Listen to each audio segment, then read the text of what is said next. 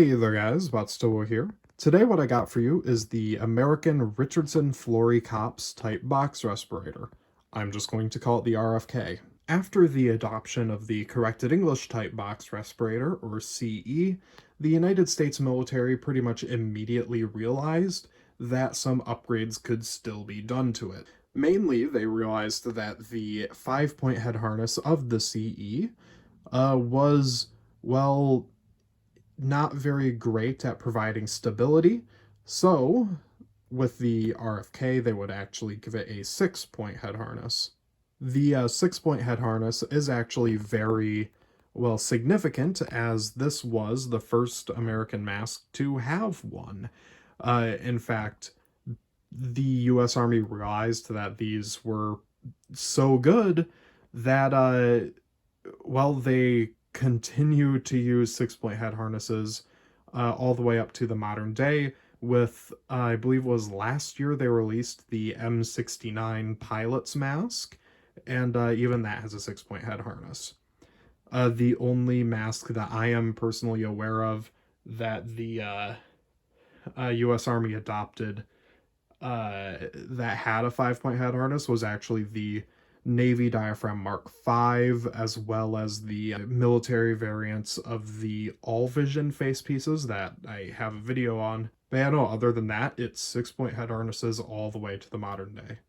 Anyhow, in February of 1918, the Richardson-Flory-Kops was officially adopted. And yeah, that was very fast. The corrected English had been adopted only 4 months prior and was now supposed to be getting replaced. But here's the thing, there's not really a lot known about the actual service of these masks. Like, I have personally never seen confirmation that these ever made it into the hands of the doughboys on the front lines in France. But instead, most of what I've heard about them puts them as kind of a post-war, like, stopgap for before the M1 service mask got adopted. And by that, what I mean is, like, well, the corrected English continued to be the mask the doughboys actually used on the front up until the end of the war. And it seems that only then did these actually start replacing the corrected English. And really quickly after that, I believe it was only a couple of years, the M1 service mask was adopted and replaced this fully. So these didn't really see a whole lot of use. These did, however, see some use with the private sector after the war. Some industrial companies would actually buy these face pieces and convert them to whatever they needed, as well as, well, like, you know, people would just straight up buy these old Richardson-Flory-Kops kits and use them for whatever. In fact, this is also true of the corrected English.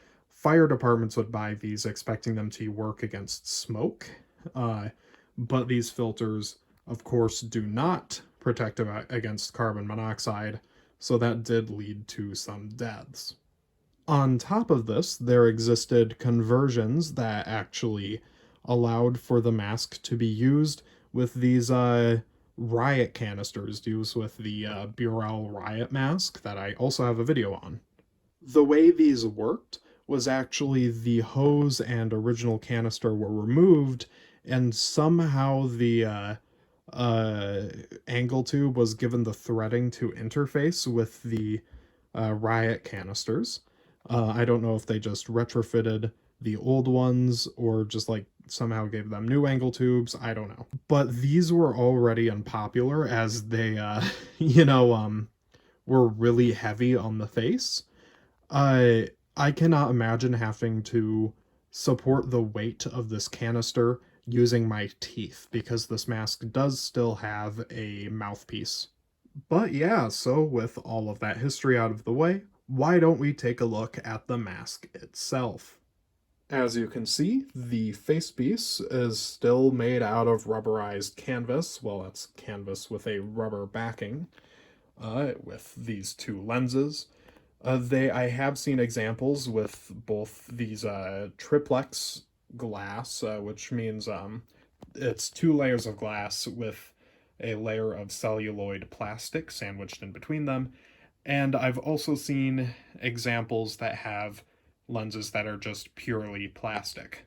Here is an example of the lenses that are completely plastic. This is on a corrected English, though. If we pan down a little, you can see that it's got the same angle tube and hose as on your regular everyday corrected English.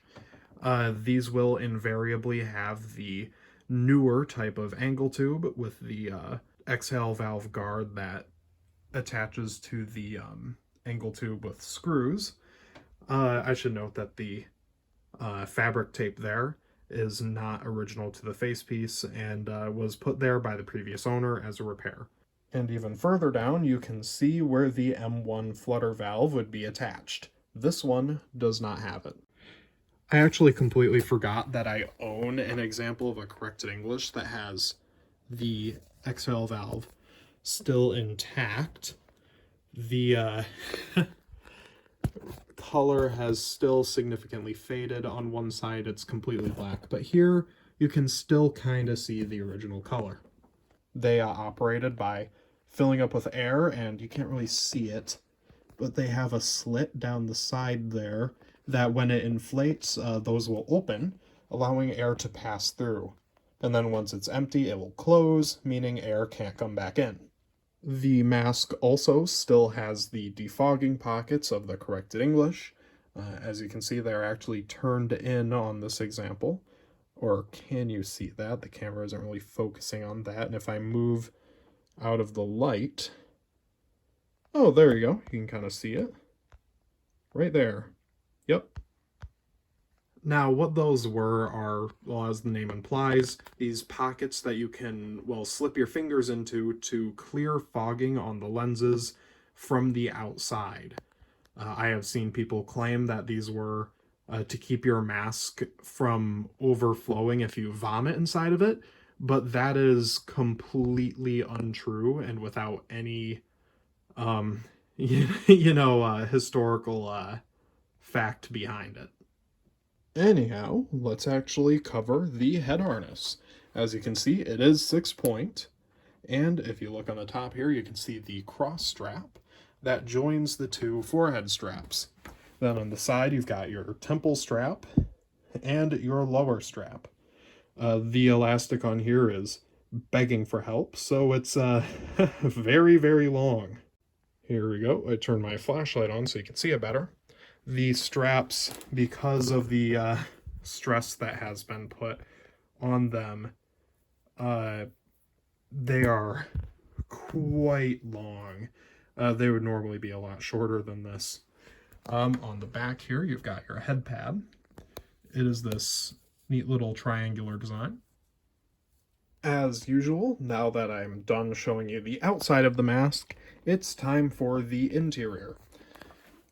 So, it's a lot like your regular everyday corrected English. You've got your nose clips there with the pocket for the spring. This one's kind of falling off.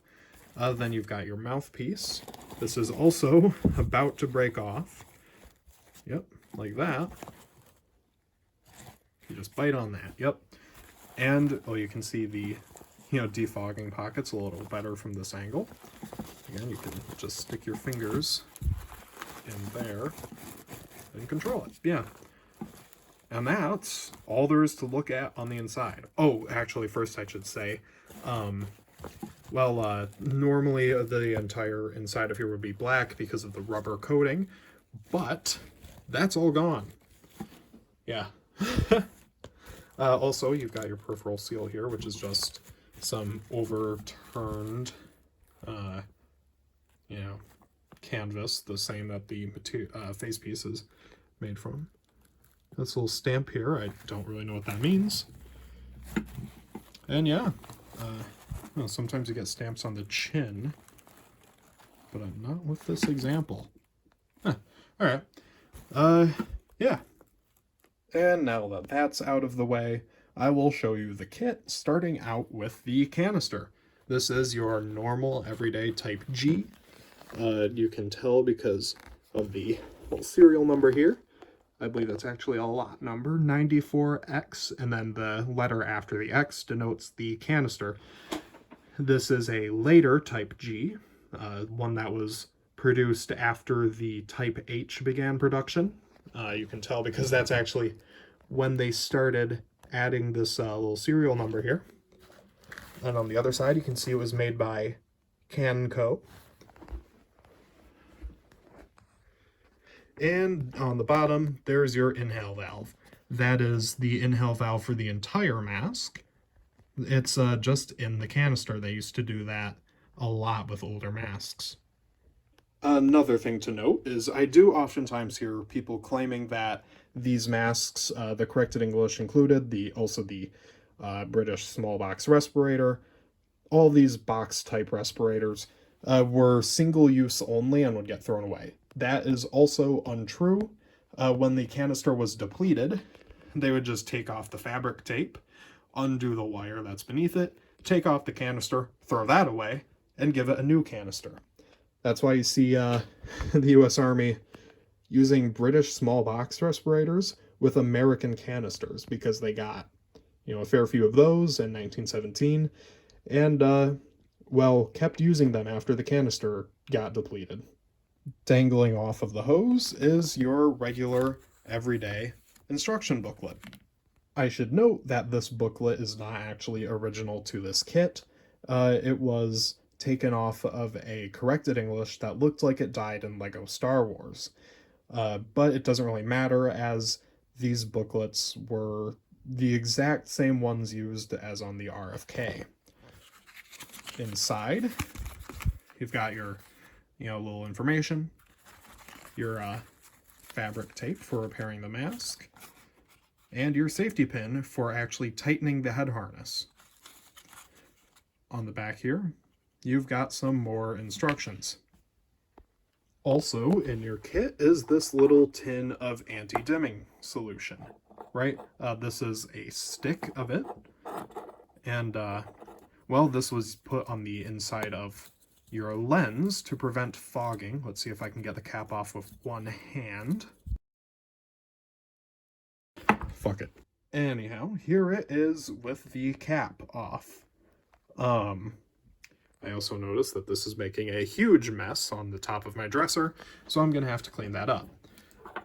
But yeah, so it comes with a rag and a little crayon, as they call it, of anti-dim. I'm not gonna take it out because, it's kind of a pain. And here is the final part of the kit, your M1 chest carrier. I should mention that neither this carrier nor the anti-dim were original to this kit. The chest carrier that came with this, which was with this mask, was also not original to this kit, but it was missing its retention string, so I decided to replace it and give this mask a new one. Also it didn't have anti-dim or the booklet. But yeah, so it came with a M1 chest carrier, just like the corrected English did, which opens with two of these lift-the-dot fasteners. This side is actually the back. This side would be worn against your chest. So when you open it, this side would actually be facing outwards. Inside here, let's see if I can get a good angle. Oh, look at that. Yeah, over on the left here, you've got your mask compartment. Your anti-dim also goes in there at the very bottom. And on the right, you've got your spring. This string is the retention string that wraps around your chest. I think I forgot to mention, you can kind of see a 3 on there. That is the size for this carrier. The Richardson-Flory-Kops, just like the corrected English, came in sizes 1 through 5, and then wide variants of each. Anyhow, that's really all I had to say on this piece. It is a really cool one, and I am glad to finally have one in the collection. I just got this today. I've been looking for one for a few years now. They just have eluded me until, I got this one. So huge thanks to Chemical Cucumber 23 for selling me this. He's the same guy that sold me my M3 Lightweight and my M2. So yeah, he's a very cool guy. Go check out his channel. Link will be in the description. But thank you very much for watching. I will see you in the next one, whenever that is.